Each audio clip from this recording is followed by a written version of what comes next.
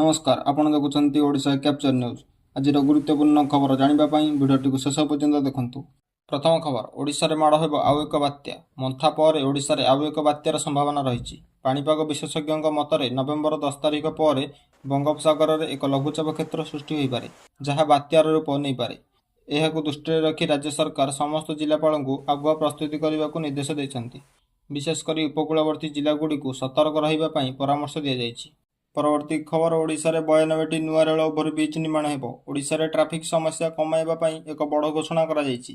राज्य रे 92टी नुआ रेल ओभरब्रिज केवल केंद्र सरकारक खर्च रे निर्माण हेबो। मुख्यमंत्री मोहन चरण माझी एही निष्पत्ति को स्वागत करछन्ति। एही प्रकल्प समाप्त हेले रेल फाटक निकट रे ट्रैफिक जाम समस्या शेष हेबो एवं लोकंक यातायात सहज हेबो। परवर्ती खबर आज राशन कार्ड हिताधिकारी को डबल चाउल बंटन कर राज्य खाद्य जोगाण विभाग पक्षर राशन कार्ड हिताधिकारी एक बड़ खबर। आज 2 मासर चाउल एका संगे बंटन कर बात्या क्षयक्षति और पूर्व को दृष्टि रखी यह निष्पत्ति नि समस्त हिताधिकारी माने निज निज डीलर पाखक जाए सठिक परिमाणर चाउल ग्रहण करने को अनुरोध कर आज गुरुत्वपूर्ण खबर। जदि आपको यह भिडियोटी भल लगी था तेज गोटे लाइक कर चैनल को सब्सक्राइब करूँ।